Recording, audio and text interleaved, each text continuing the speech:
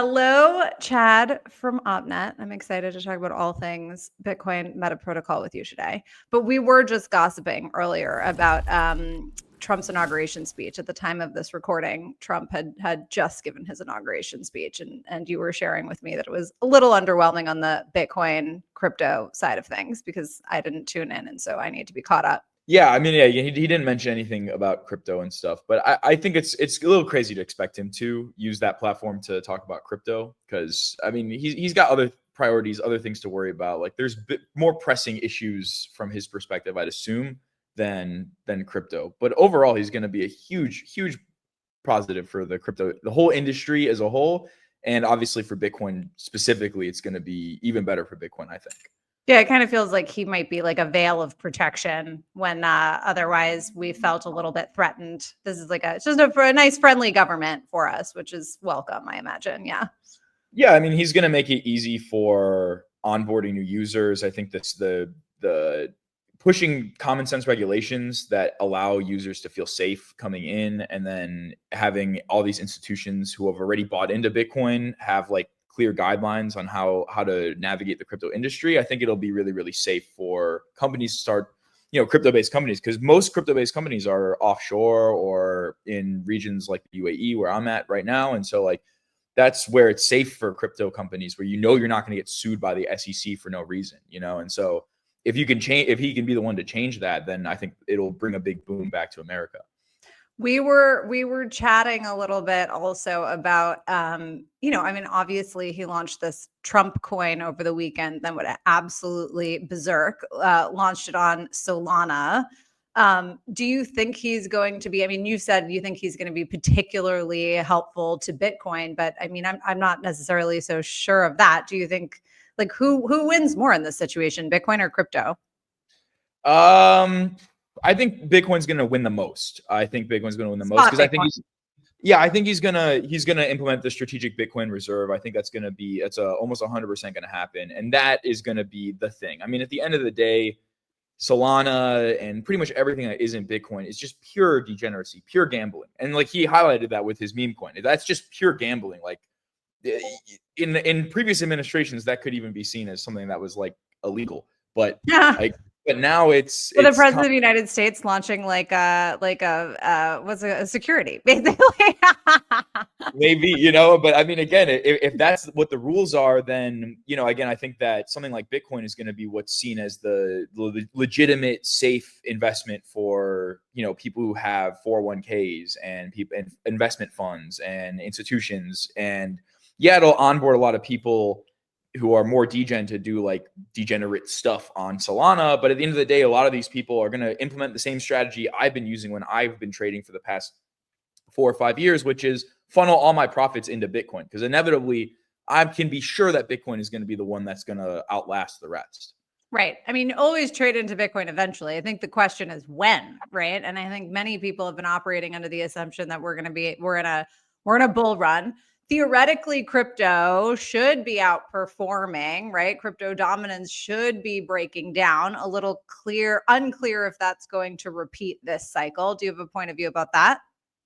Yeah, I mean, I think that specifically Bitcoin dominance has prevailed this cycle. Like this has been a really Bitcoin-led bull run. It's maintained like 60% market dominance, and I think that's going to keep going. To be honest, I can't see a huge swing away from Bitcoin. My price prediction for Bitcoin on this bull run, I think, is we're probably going to be looking at like 250K Bitcoin if I had to take a guess. Whoa. So what happens to everything else? I mean, does everything else just sort of crater under Bitcoin, or, is it, kind of cherry picked, some things just go to zero and other things just moon and ride the wave? Like, I think Ethereum lags behind a little bit this cycle. I think that Solana is probably going to break $1,000. I think Solana is going to be established as the go-to, non-Bitcoin related crypto asset. And then you've got a lot of like these scale chains that are coming out. You have like Abstract Chain. Sui has been performing like super well. And then randomly you have these like highlighting the type of investor that's in this market right now. You have stuff like XRP that is breaking all-time highs. So it's like there's a lot of average normal people who aren't like super crypto native who are just jumping into the market, which is why I think that Bitcoin dominance is going to keep going, because a lot of these people are not going to be just trading on chain and doing the super degenerate stuff. To me, it just feels like this is a cycle. So far, we'll see if things change, but so far, it's just a cycle dominated by institutional adoption. Like even XRP, I'm not unconvinced that that big move was not because a bunch of new retail entrants came into the market. Like that was some sort of like major player or a handful of major players that came in and pumped that up. Yeah. So yeah, and obviously that's what we're seeing with spot Bitcoin, right? It's sort of like a, just massive the institutional adoption thesis seems to be playing out. It's the retail, getting new retail entrants into the market, which seems to be slow. So it sounds like we'll kind of see what happens there. Just thinking about, especially if the US government adopts a strategic Bitcoin reserve, all the other governments are going to follow. And so it's going to transform, I think, fundamentally Bitcoin as this asset that is held by the individuals. I mean, obviously that's still going to be the case, but it will cause, I think, a dramatic shift. Like that price move to something like 250K is going to be driven by every government holding Bitcoin in their reserve, which again, that's like really bullish for the price of Bitcoin. Obviously, like getting into the philosophy of Bitcoin, why it was created versus what it actually is right now, that's where you can kind of get like, this could potentially be concerning to some people, especially if you're like a philosophical Bitcoin maxi.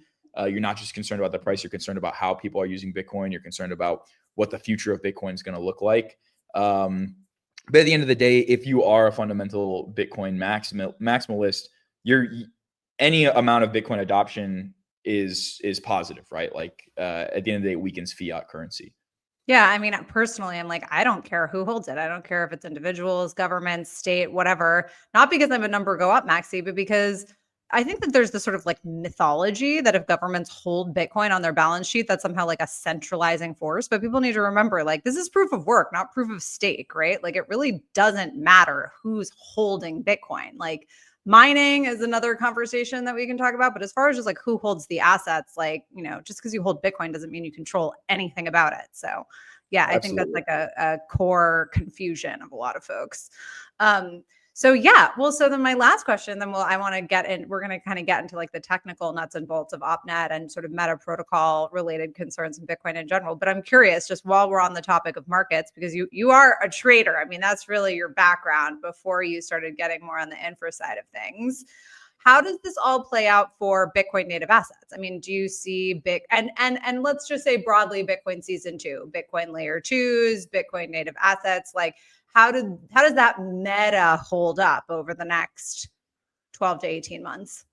Yeah, I mean, I think that I mean, Bitcoin native assets are in a super primitive state. I think still, like, even though for us who have been in the ordinal market for a long time and we've sort of seen the evolution, the rise of these Bitcoin native assets, we're still so early into what these look like. Again, like at the end of the day, you still don't have any amount of like mature level of Bitcoin native asset. Like there's a lot of things that you should be able to do if you're talking about Bitcoin native assets, like issue Bitcoin native stable coins or do RWAs on the Bitcoin blockchain or synthetic stock markets or just like any higher level of programmability. We haven't seen that breakthrough yet. Obviously, like that's stuff that we're trying to usher in.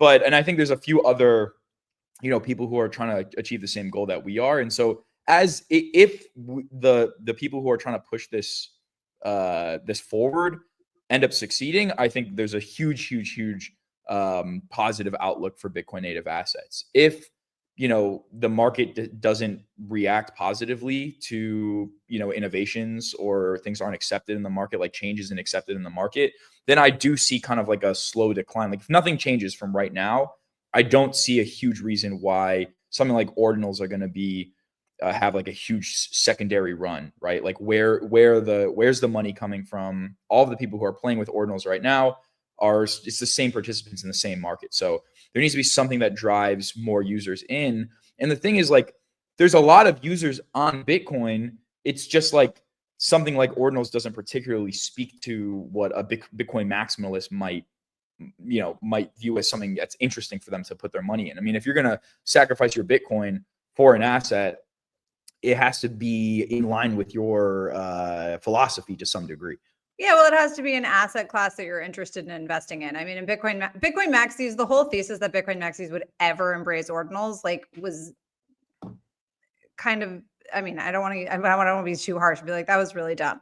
But like, it was just, anyone who understands Bitcoin maxis sort of knew like that was never going to be the thing. Like the opportunity for ordinals was always that people from Ethereum and Solana and broader NFT communities would come into ordinals, which is what we did see in the first, let's call it the first couple of runs in ordinals.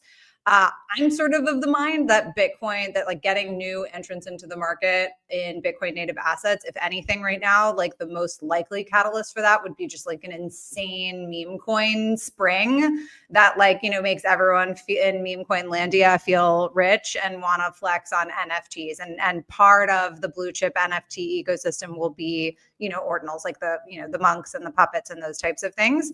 It sounds like there's also, or it sounds like something you're alluding to is that another catalyst for Bitcoin native assets could be a run in Bitcoin technology, right? Like Bitcoin L2s, Bitcoin Metaprotocols, like kind of getting beefed up.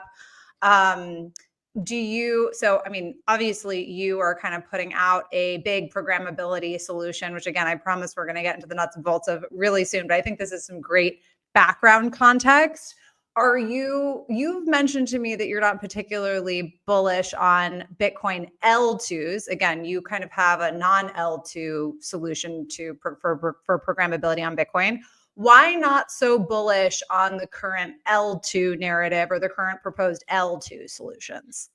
Yeah, I mean, I think it's twofold. I think there's the first thing is that the target market for a lot of these Bitcoin layer 2s is unclear in my eyes. Like, there's not a ton of user activity on Bitcoin layer 1 that would drive demand for a Bitcoin layer 2.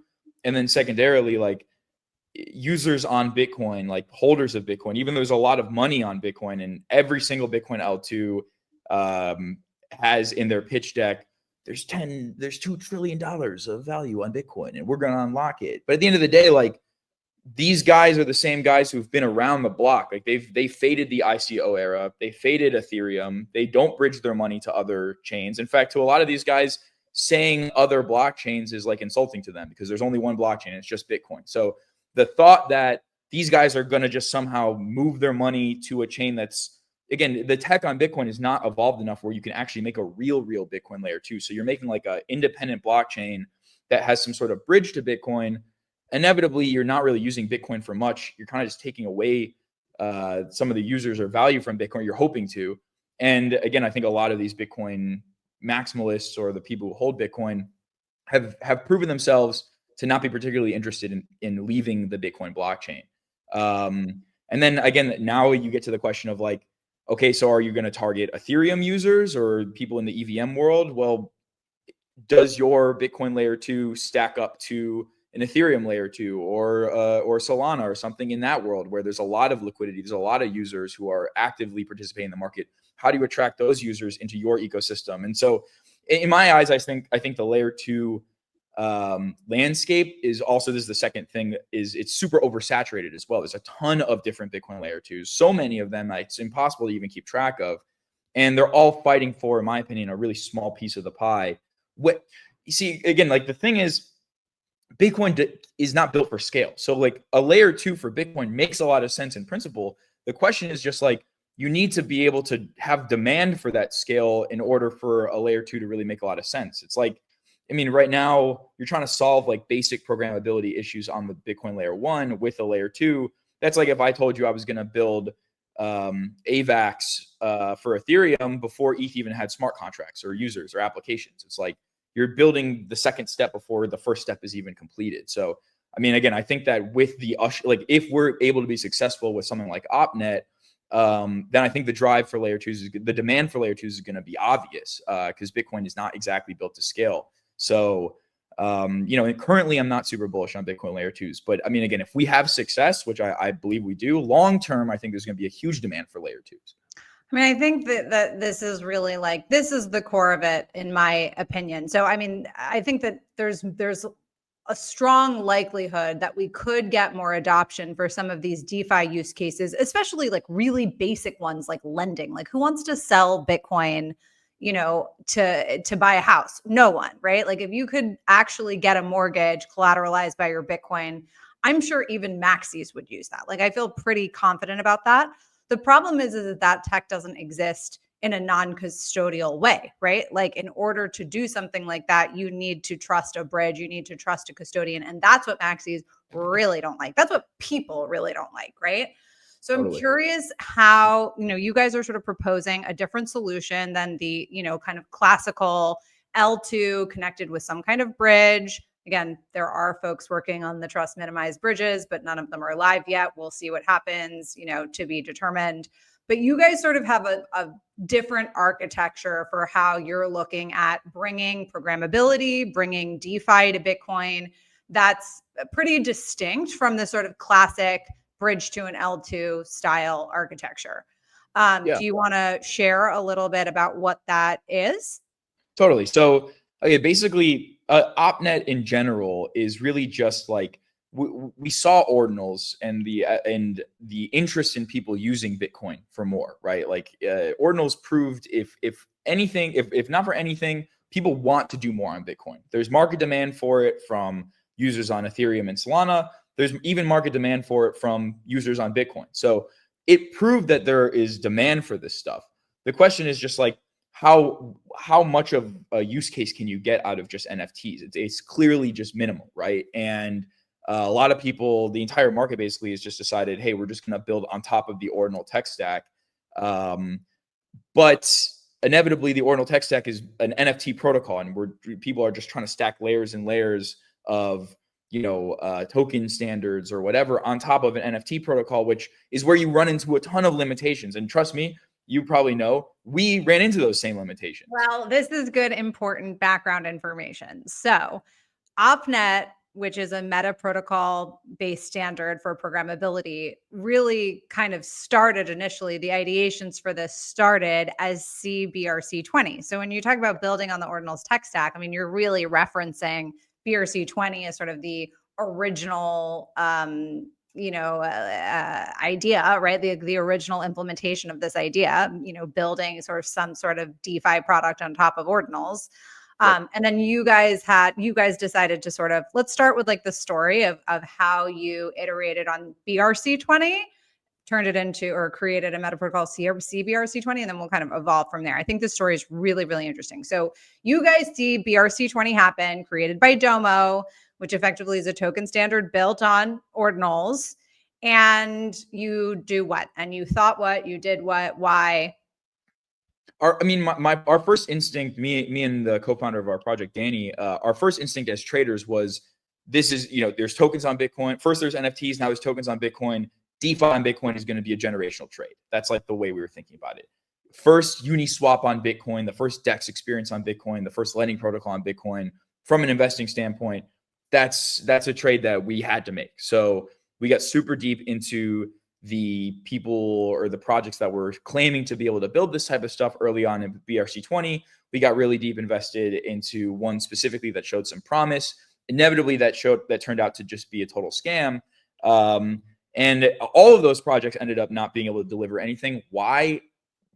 Integrity of the people who created those projects aside, the actual tech stack of Ordinals doesn't allow you to do this. Like in BRC20 specifically, you can't build an application on BRC20. There are no smart contracts. There's no ability to build anything besides deploy, mint, and transfer, which are like kind of like the built-in functions of BRC20. And so you have these huge limitations with BRC20.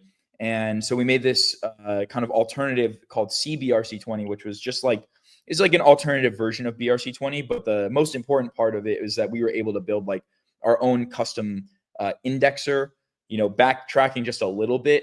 The whole concept of a meta protocol in general, which is what Ordinals started, was basically you're putting data into Bitcoin blocks and then tracking it with an indexer off chain. So it's reading Bitcoin for specifically tagged information, and then indexing it, sorting it out, in Casey's case, he created this system where you can track sats, and he like numbered. So he basically took a Bitcoin block and ordered it and said from top to bottom, here are the numbers. We serialized Bitcoin blocks, and then that allows you to have a system of ordering. So when I just put this is really just like, I just want to underscore this for folks because I think it's technically really interesting and important that people don't talk about enough, that Casey, he gets a lot of credit for creating NFTs on Bitcoin, but ultimately I would argue that the even bigger innovation that had sort of broader implications for how Bitcoin works potentially was this idea of metaprotocols on top of Bitcoin, like essentially using Bitcoin as a data availability layer and then having, open source indexers in the sky just indexing the data. You don't need a separate blockchain necessarily. We've talked about this offline. You don't need a separate blockchain or a separate L2 if the data lives on layer one. If the data's on layer one, all you need is an open source indexer that everyone socially, agrees with basically, and that that's transparent to all of its users. This is like a major, major innovation, I think. And it sounds like it's spurring on a whole subsect of Bitcoin season 2. It sounds like, including what you guys are doing. Absolutely. I mean, that was really, if you just, as you broke it down perfectly. If you break it down, the real innovation of Ordinals was not, we could do NFTs on Bitcoin. It's just the fact that does the average user, does the market care, or does it actually even impact security to any degree? If all the data is available on Bitcoin, can be recreated at any point in time, as long as someone is running the Ordinal client, or someone picks up the Ordinal client in 10 years, they can recreate the entire state of the Ordinal client because all the data is on the most decentralized immutable ledger. So it doesn't exactly matter whether the state is on chain or not, because all of the data is on chain. So you're able to recreate it at any point. So we kind of, and it was, I guess, and we fell into this trap too of just trying to build on Ordinals.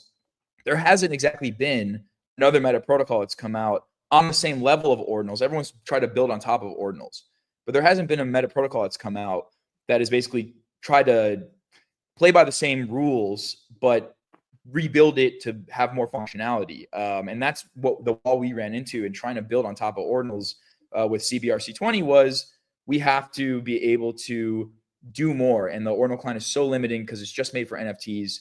What if you could, instead of just deploying NFTs to the Bitcoin blockchain, you could have your indexer recognize smart contract information, smart contract bytecode. Then you can let users interact with that smart contract bytecode through Bitcoin transactions, right? Like, you can think of this like smart inscriptions to some degree. Then you just have the same level of like open source indexer client that's reading and keeping track of all the information that's happening on chain and just spitting out a local state.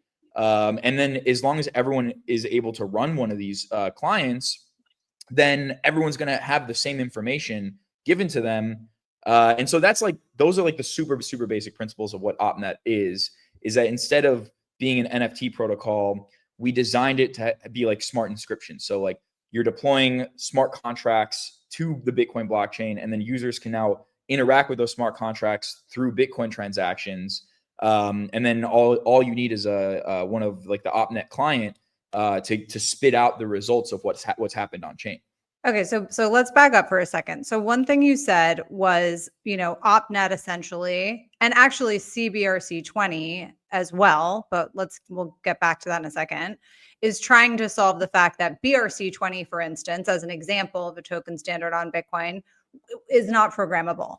BRC20 is obviously working on a programmable standard. They are, very soon to be upgraded so that the BRC20 indexer will include smart contract functionality, basically, which my understanding is that you guys tried to do something similar to that with CBRC20 and came up against some challenges. Why do you think, it's not enough to simply make the BRC20 indexer programmable, or make the, or transition to something like CBRC20, which is effectively a programmable version of BRC20? Why not just do that?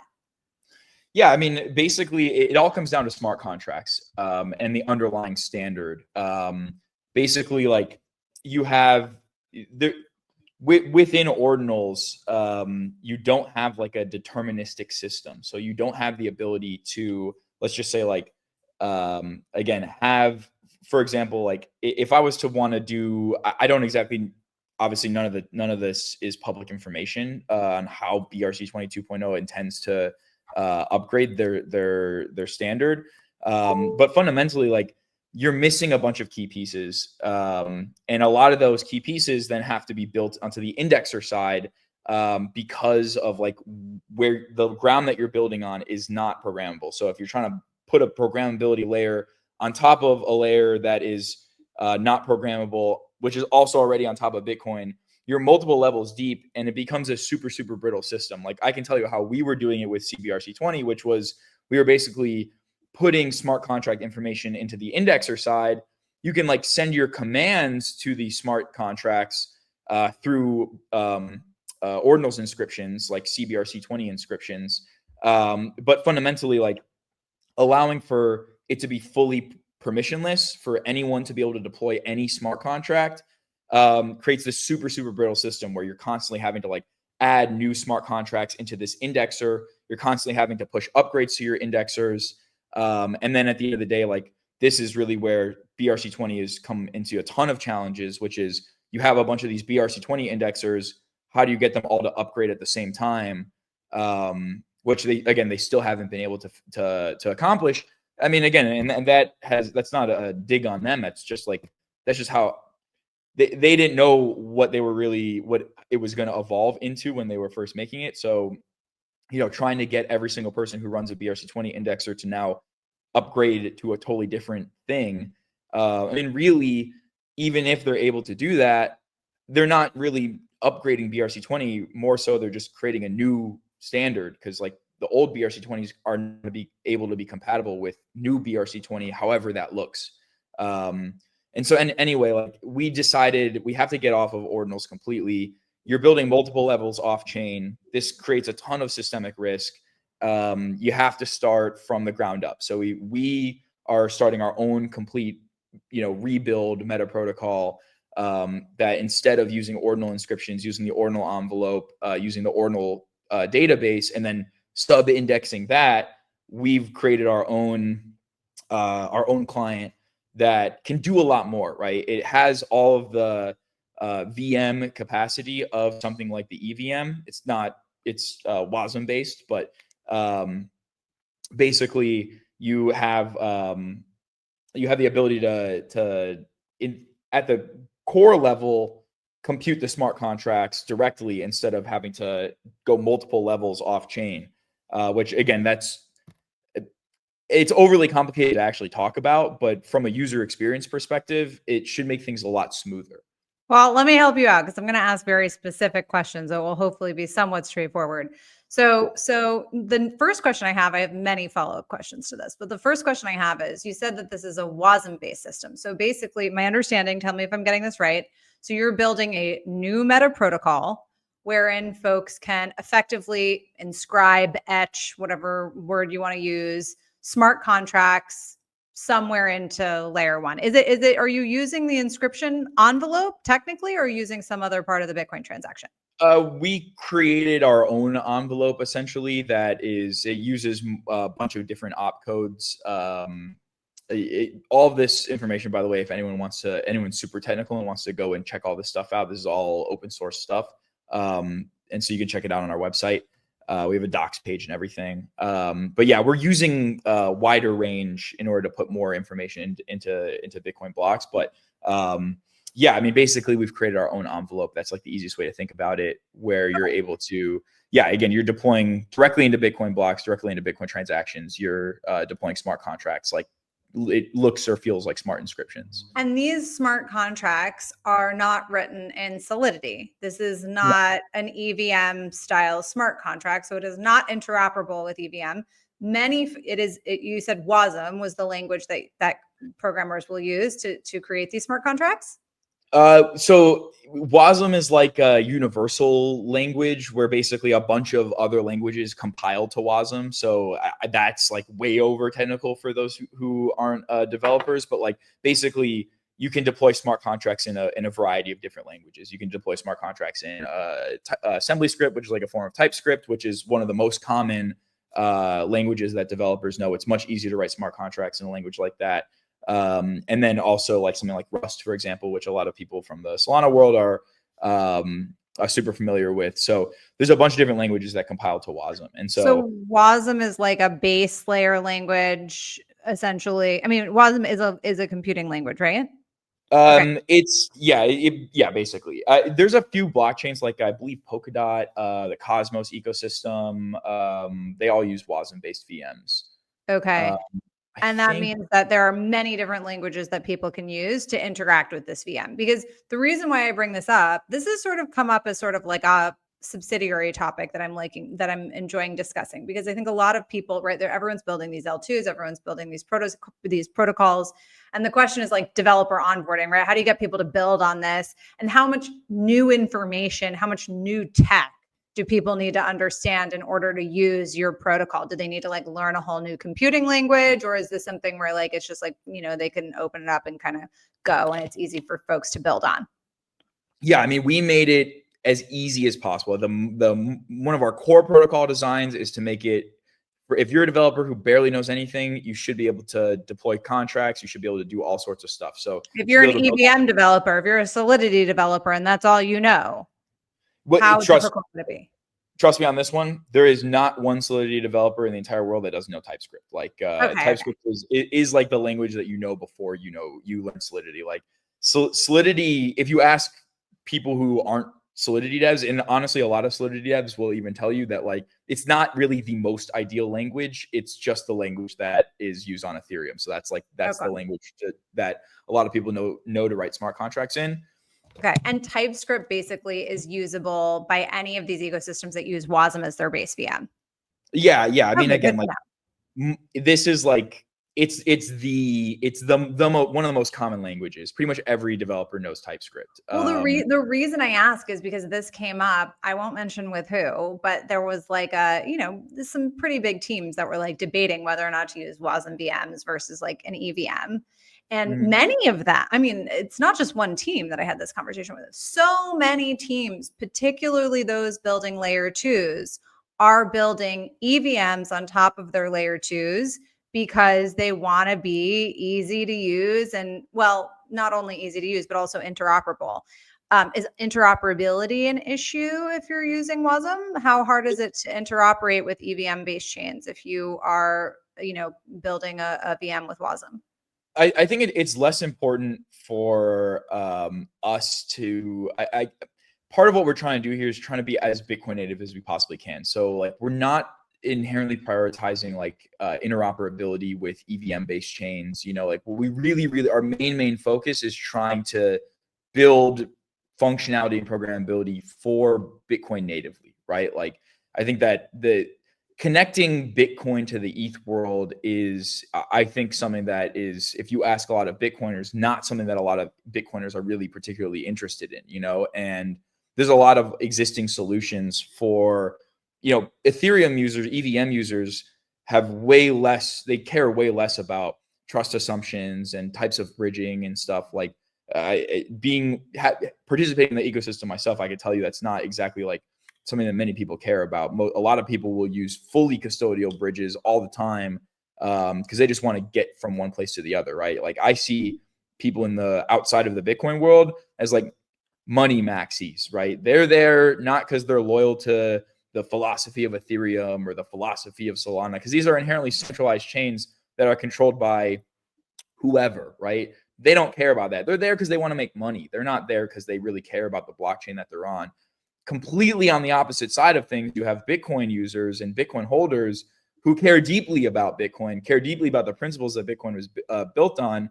That to me is also part of what gives Bitcoin its strength in terms of its users. Like a lot of these users had opportunities to make a lot of money on other blockchains, but they stayed loyal to Bitcoin because for them, it's about more than just making money with this asset. It's about the underlying philosophy of Bitcoin as a whole. So for us, I know it's a long-winded explanation to say that we're not super prioritizing like direct compatibility with EVM, but it's not very difficult to get from EVM to Bitcoin, right? Like just the right bridges need to be built.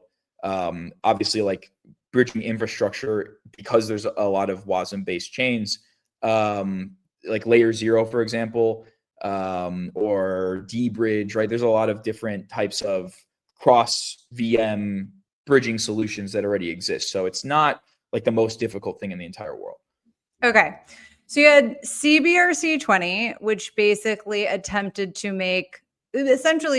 like created like a new version of BRC20 with like a semi-programmable indexer, like an attempt at making the programmability happen at the indexing layer, similar to maybe what the BRC20 team is working on right now. Although it sounds like there's some architectural differences, and that's again yet to be seen exactly how that will pan out on the BRC20 team side of things.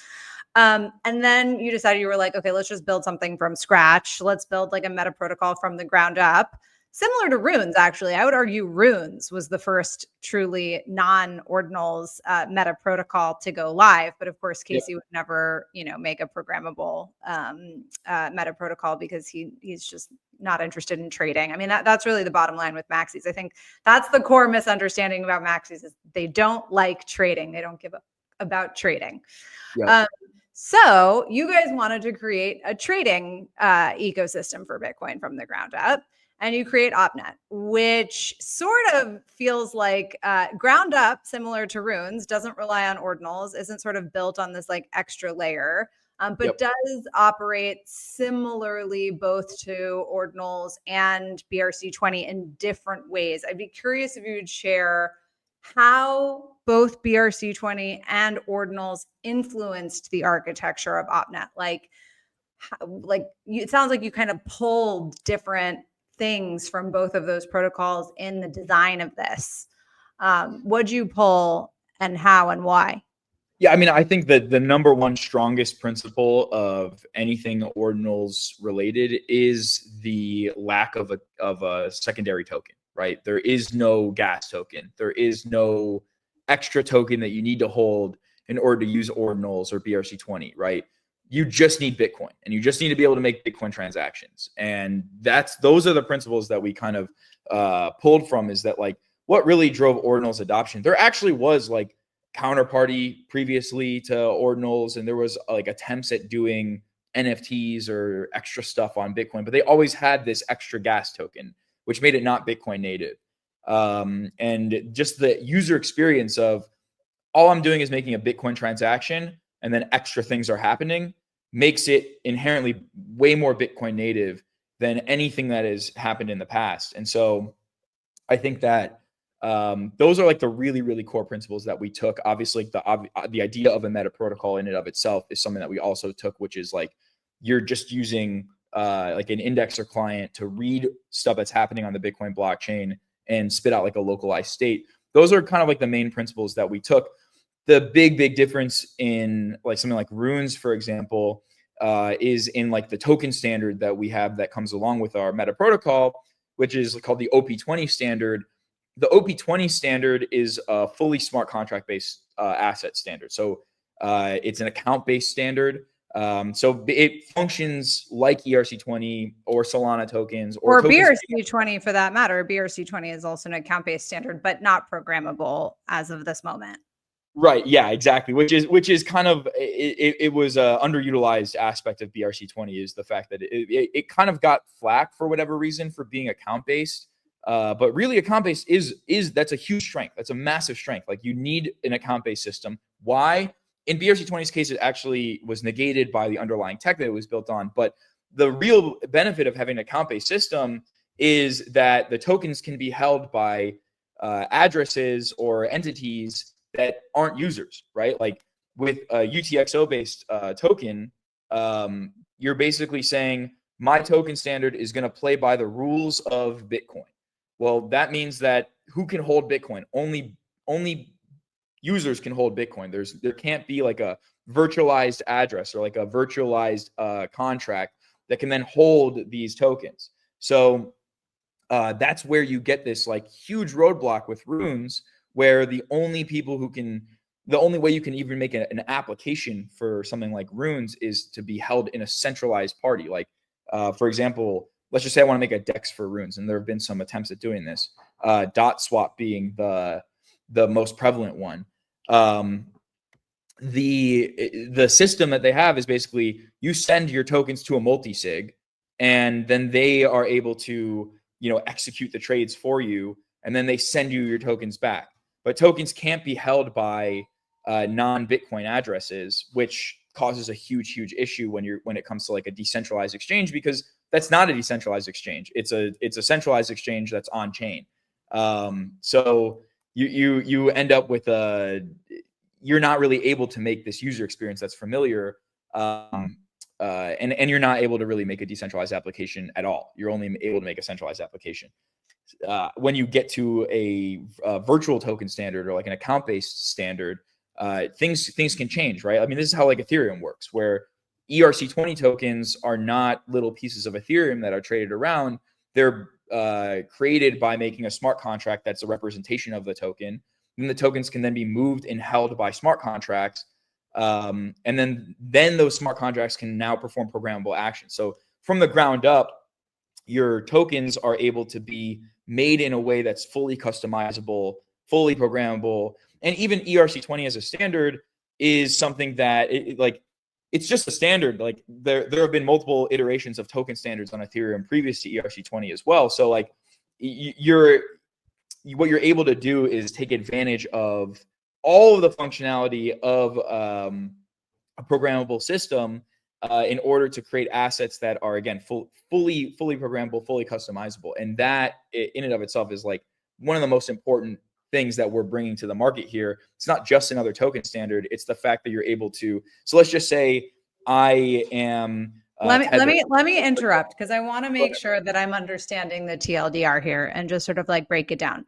So basically, you're building a new metaprotocol, OPNET, which essentially is similar to Ordinals, right? I mean, the similarities that it brings from Ordinals, just to kind of like make things clear for the listeners, right? The similarity to Ordinals is that it is a metaprotocol, meaning you post all of the data, and this is where we break from Ordinals. So not just the token data, or not just sort of the information about the assets, right? Not just asset data, but also contracts, right? You actually are etching and inscribing what conditional things can happen with those assets, under what circumstances. You are posting all of that information on layer one.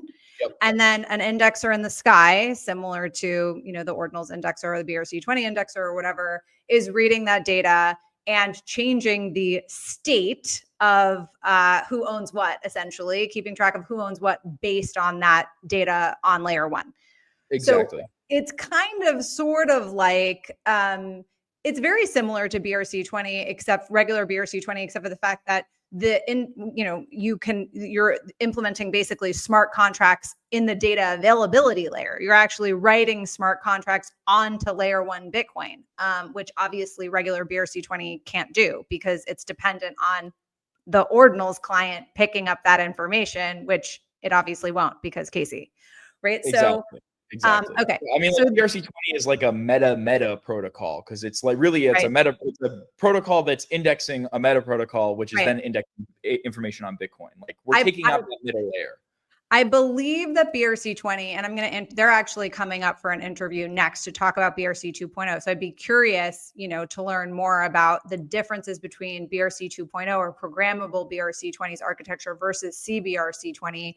But regardless, no matter what, any programmability that they use will be happening on the indexing layer. They can't make etched contracts happen on layer one, because they are dependent on the Ordinals layer in between to read that data, which the Ordinals client will never do.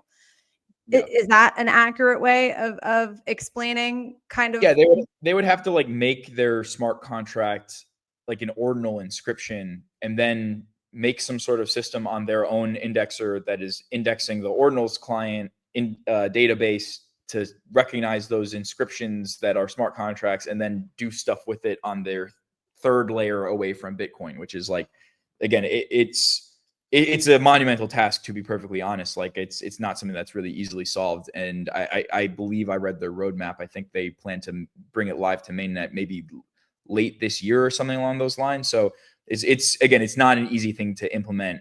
I'm not even quite sure if it's fully possible. And even yeah, even so, like it's just not like you're building on something that really isn't. That's like our core conclusion from CBRC20 is that we're building on something that's not meant to be. We're not really meant to do any of this stuff on the Ordinal client. So we should start from zero and put something out that makes a lot more sense. Like we should make some infrastructure that is open source that is meant to do this. Could you have theoretically iterated and kind of shoved the square peg of a round hole of CBRC20 into sort of a programmable BRC20 standard, or were you like, this is just not even worth doing? Like, let's just like scrap it and like build something that's really meant for this. We could have done it, but it would have been so limited. Like, it would have been it would have been 80% more limiting than what we're able to do with OPNET. Like OPNET is able to do literally everything you can do on Ethereum, you can now do on Bitcoin using the OPNET protocol, which opens the doors for an infinite amount of things. And the most important thing about it is it's fully permissionless and it's decentralized. So it's like, these are the things that we were having concerns with when we were building these multiple layers on top of the Ordinal client, which we're able to completely negate with OPNET itself. So I'm going to ask you a little bit of a tough question, follow up, but we're just going to see how it goes. So you had mentioned, you said, well, we didn't really build OPNET to be interoperable with EVM. How interoperable? I mean, do you imagine this ecosystem, this OPNET ecosystem, being sort of like a within its own world, kind of isolated standard from other like protocols? And the reason why I ask is because right now, and I know, Domo's blowing the whistle on this, or maybe blowing the whistle is not the right term, but he's making noise about this. Bob Bodley is making noise about, there's a big belief that one of the reasons why Bitcoin native assets isn't performing very well is because all of these Bitcoin native assets are not interoperable with each other. And that an advantage that EVM-based systems has is that they are. And so they can all share liquidity, right? And like rising tides lift all boats. But when you don't have interoperability between standards, what you ultimately get is liquidity fragmentation. What's your response to that? I mean, I think that they're addressing like a symptom of a bigger issue, which is the fact that all these standards, all these tokens, they're all built like within one guy's world. And this specific guy I'm referencing Casey here, it doesn't want any of this stuff to happen. So it's like he built everyone's building in the Bitcoin world. They're building on these protocols that are built by a guy who doesn't want any programmability or interoperability between any of these things to even exist. Like a malevolent leader, basically, or like maybe that, he's a great guy. I'm not criticizing him, but like, he's never going to be like useful in making these things interoperable or pushing this forward. Yeah. We all got sucked into the idea that like, and I don't know why this happened. I mean, again, I think money is like the main reason, just the fact that there was like liquidity in the market. And so obviously people are just trying to like build where there's liquidity. But everyone's just building in Casey's world, and Casey fundamentally in his world, he doesn't want you to fly, right? Like he's the game master in his own world. So if you want a world where people are being superheroes and flying around, like he wants you to play by the rule. He wants gravity. He's flipped on the gravity switch and he said, no one's flying in my world. And so everyone's trying to build like flying suits and stuff. But at the end of the day, the best you can get is you can climb to a big mountain and jump off of it and have wings and float a little bit. But like you can't get what everyone really wants, which is like full programmability. He stated multiple times it's not something that's in his own roadmap. And so at that point, I mean, obviously, I wish everyone could just put down the stuff that they're doing right now and be like, okay, let's all work towards something that actually makes sense here. Obviously, it's like what we tried to do ourselves, but like, and it's a little bit of a chicken or the egg situation, right? Because I think that the reason people build on ordinals is because it's sort of like proven track record. There's liquidity there. People want to like, kind of add to the horse that's already winning. But the reality is like, it kind of is there. I mean, I agree with you. This isn't helpful for me too. I'm kind of coming to this conclusion as we're talking. There is sort of like a wall in the meta protocol space that you're just going to keep bumping up against, if you're building on Casey's stack. And the question just becomes like, at what point are you like, okay, we're going to literally, I mean, it sounds like you guys are there. We're going to literally start like inspired by Casey. We learned a lot from Casey. We learned a lot from all of these new technologies, but like we need to go build something from the ground up because there's just a limit to how far we can go if ordinals or runes for that matter are, you know, the base layer foundation of our protocols. Absolutely. I mean, you literally nailed exactly our thought process. And it wasn't an easy conclusion to come to. And it required us basically burning down all the work that we had done and also starting over from zero and also building something that had never been built before. And also it was really, really, really hard. And so, and when you're doing this, like, again, credit to Casey, you're doing this all with no inherent direct benefit to you because you don't have a gas token. There's no like VC raise that you can do. There's no like token that you're putting they make out. all their money literally selling like conferences, you know? Yeah, exactly. Exactly. So like there's not like a direct reason, financial incentive to build something like this, aside from the fact that like our game is that we also have built, we did this to kind of service building an application, right? So like we've built a first use case application that if people use, we make some money off of. But I mean, fundamentally, like the way we built this is that we don't have like an inherent edge within our own system either. Like anyone day one can take our application that we make and fork the code and literally copy paste it and deploy their own version of our application. And if they make it better than we made ours, that's the free market. And that's how it should be. And like, I guess we have a unique advantage of like coming at this from the perspective of participants in the market. So at the end of the day, even if we build our applications and we do all the things that we want that could make us money and we don't have success with our thing, inevitably if people adopt OPNET and people are building great applications on Bitcoin and using Bitcoin for more, then I think it's a net positive for everyone. And fundamentally, as participants in the market, we'll also benefit because there's going to be a bunch of different opportunities to trade and get in early on different projects that are building and different applications that are building. And overall, again, I want to see Bitcoin dominance grow past just 60%. And I think that long term, it's going to be really, really important for high activity on Bitcoin layer one for the sustainability of Bitcoin long term, right? Like fees, in my opinion, need to be really high on Bitcoin because if in the case that Bitcoin doesn't double every halving cycle, within like 10 years, mining all of a sudden doesn't become viable. And then the entire incentive system of Bitcoin breaks down. So you need a reason for users to be on Bitcoin layer one. And if it's not going to be for using it for financial transactions like money peer-to-peer, DeFi, in my opinion, is kind of the reason why you would want to use a decentralized network like Bitcoin. But there needs to be the building blocks. You need the foundation to be strong and open source and decentralized and without like an extra incentive system for the people who built it. And that's why we made OPNET. And then from that layer, you need something that's non-custodial, right? I mean, like you need something that, you know, is permissionless and trustless, which at the moment, you know, no DeFi solutions on Bitcoin, you know, have really achieved. I think there's a lot of things coming up in the next year, 12 to 18 months. But as of right now, I mean, that's just the reality of the situation. So yeah. Interesting. So I just want to double click on one other thing that just came up as you were talking. So I mentioned like, oh, it's sort of chicken or the egg because there's sort of already liquidity in the Ordinals BRC20 / runes ecosystem. That's maybe why people are building on these systems, even though, again, you're going to bump up against the Casey not liking programmability wall at some point. I think another reason why people continue to build on those systems is because there's already wallets, there's marketplaces, there's infra for, you know, user front ends essentially for those assets. For OPNET and for OP20 assets, will you need to build out all of that infra or find partners to build out things like wallet and marketplace infra? You know, how's that all going to work and how are you thinking about that? Yeah, that's a great question. Well, so we've done a lot of the hard work for people. Like this is a part of building OPNET for us is not just like, okay, I mean, Casey had the unique advantage of being a first mover. So he was able to just build a client and be like, hey, you guys figure it out. For us, like there's already a pretty evolved market here. So there needs to be those things going to market, right? So we've built our own wallet that supports OP20 assets. And we're also integrating with, I can't name names, but we're integrating with a few of the existing wallets as well.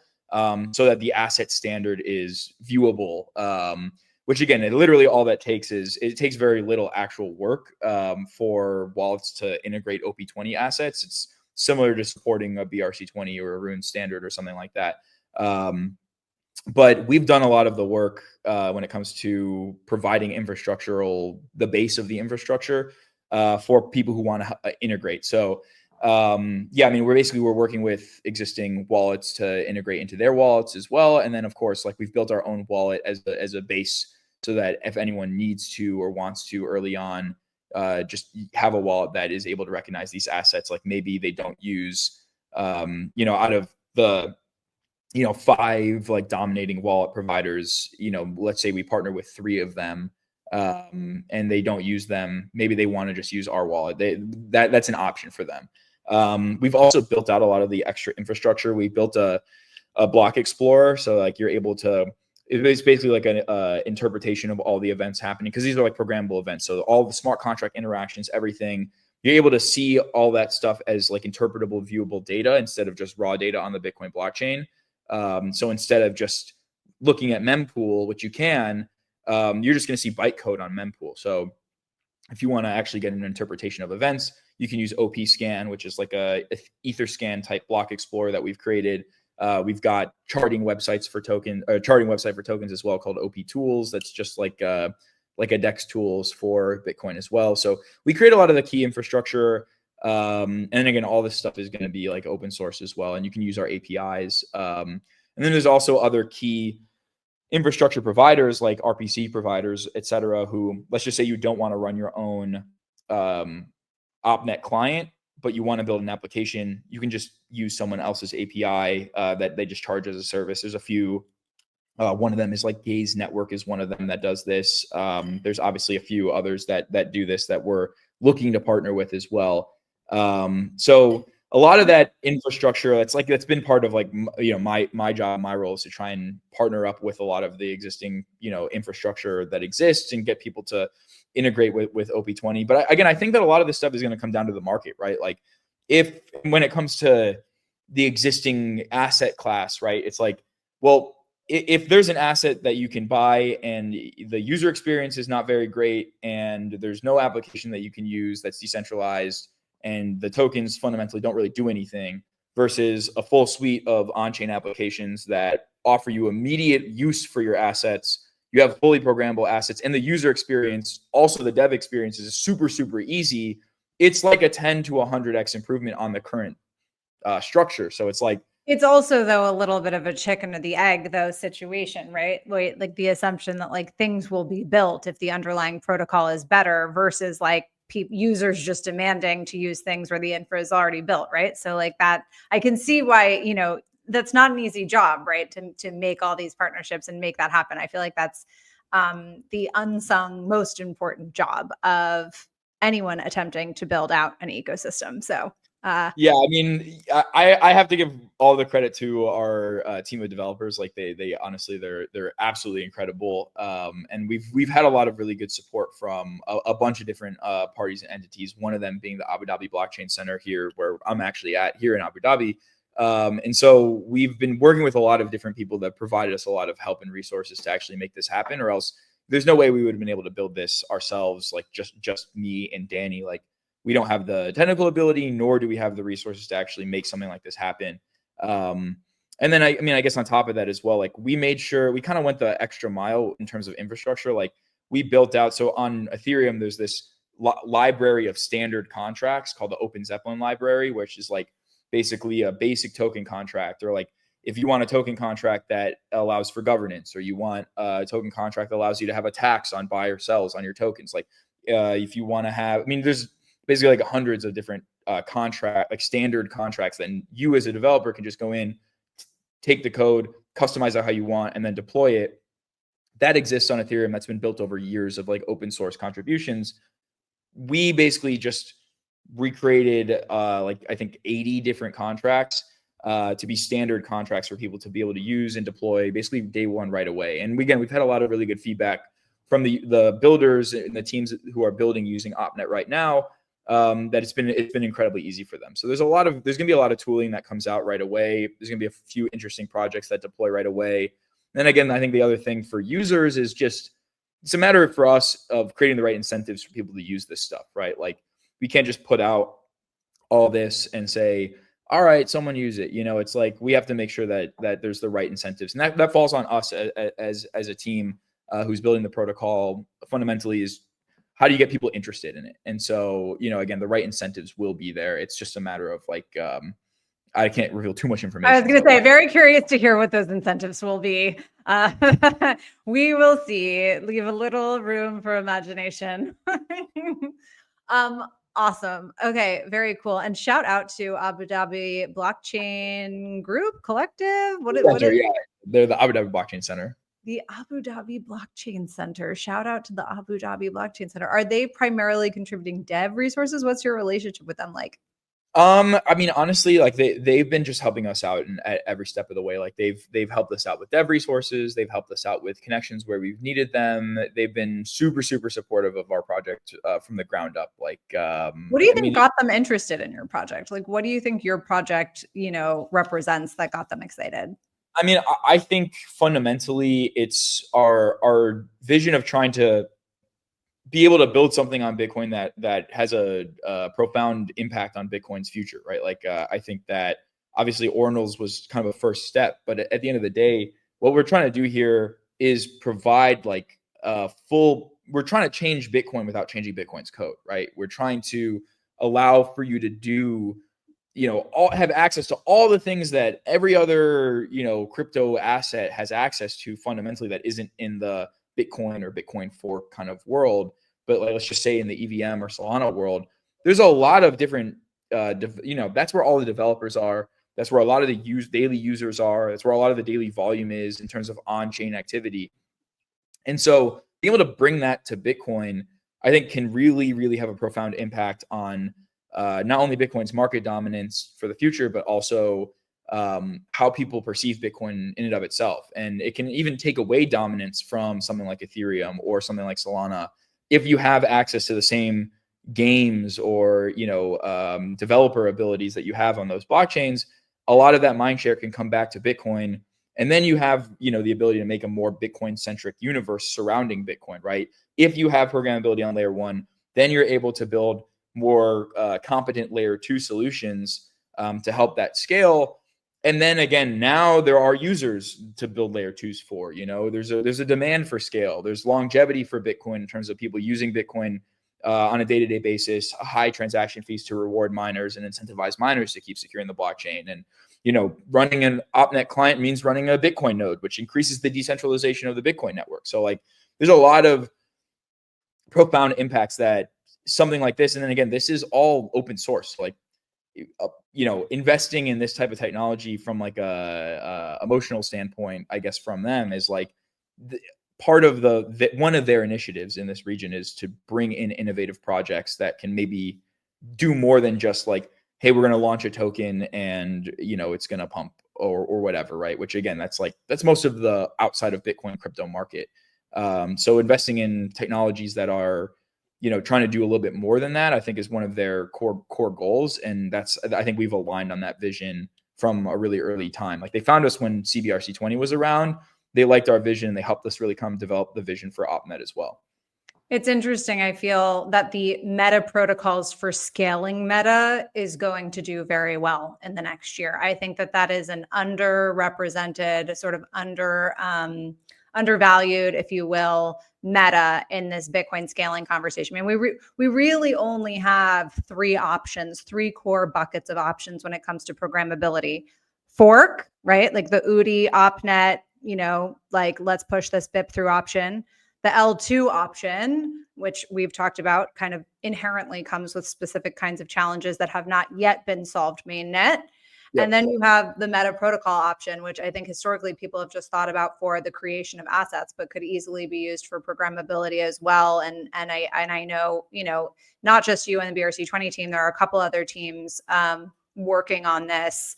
I think you guys are probably ahead of the curve outside of the BRC20 core team in terms of just sort of, kind of leading the Metaprotocols for scaling race right now. But yeah, I think I presume this will be a meta that will continue, and I'm really excited to cover it. You're my first guest to officially come on and talk about Metaprotocols for scaling. So Thank Well, you I mean, so much for coming on. I think that's going to be a shot in the arm to the Bitcoin ecosystem. I think that we're going to need increased competition between meta protocols as more emerge. And again, I think that if we're looking at it like a zero-sum game, which I don't think it inherently is, but even if it is that, it's like at the end of the day, any innovation driving this whole space forward, I think that that's going to be key. That's going to be key to allow for the longevity of all the stuff that's happening on Bitcoin, or else Ordinals is just going to be a drop in the bucket in the history of Bitcoin. It's like, which again, there's a lot of. Well, and it may be if we end up going, it'll end up being, there's a universe where if another meta protocol that doesn't use Ordinals, picks up and wins the race, Ordinals will be like that part of history where people are like, well, then this thing happened and it inspired this thing that everyone knows about. Yeah. Totally. But again, it's like, it could be like the Greek Empire to the Roman Empire. You know what I mean? Like, it still remames like an epic part of history and highly influential. So, I mean, again, that's obviously. Think so. I think that's going to be the evolution of things, and I think that ordinal assets, like I think the idea of doing NFTs on Bitcoin, like that was done the right way in terms of like NFTs. It's just right. Like it'll still always own NFTs. Probably Ordinals will own NFTs on Bitcoin probably forever. I mean, it's hard to beat that. It's perfect. Yeah. I mean, we're not trying to like really compete in that space either. Really, I mean, again, we're trying to solve issues that Ordinals fungible. Really you're trying to solve DeFi. Yeah, makes sense. Exactly, and the ability to just create apps like on Bitcoin, be able to create decentralized apps on Bitcoin. That's a limitless world of possibility. Like we're trying to chase DeFi with this thing because like that's just what makes sense to us. But from a narrative perspective, there's a ton of different things that you can do when it comes to like leveraging the decentralization of Bitcoin, leveraging the Bitcoin network, while also using the OPNET tech stack. It's like, again, RWAs, for example, are something that I believe should live on Bitcoin. Like that's like a place where it makes a lot of sense. There's just not a lot of infrastructure to actually get that done right now. But anyone can, I mean, that's why we built this in the way we did, where it's totally permissionless. So there might be a dominating use case for OPNET that is beyond our imagination and beyond anything that we're attempting to make from the application perspective, Who knows? I mean, if Casey had only known what would come from Ordinals, you never know. I kind of see him as like an anarchist, he kind of was just like opened Pandora's box and was like, fuck it, let's just see what happens, from here. And so, I mean, again, I think we're just trying to crack that box open a little bit more. I think he would agree with that, that description of him. Well, awesome. Well, thank you so much. This was such a pleasure. As always, I love talking to you. You're such a clear communicator. I always learn from you. So thank you. And yeah, I hope we should do this. We'll have a follow-up in another, in 6 to 12 months, see where you guys are at. Awesome. Thank you so much for having me again. As usual, it's excellent talking to you, and I hope to see you soon. I think that we'll probably see each other at a conference sooner than later. And again, yeah, I mean, especially as this landscape emerges, it would be really cool to have like a session with all of the different potential programmability meta protocols. We talked about this, maybe doing a special meta protocols panel on Bitcoin Rails. Bitcoin Rails has got a lot going on for Denver, you guys. Like, I'm just like letting everyone know now, like, get ready for Denver. Bitcoin Rails is going to be very, very pervasive on multiple levels at East Denver. But one thing we are thinking about, maybe comment if you would like to see this happen, is a Metaprotocols live recorded panel on Bitcoin Rails. All right. So sounds like a great plan. Cool. All right. Well, thank you so much. Okay. We'll talk to you soon. Bye, Chad. Bye. Bye-bye.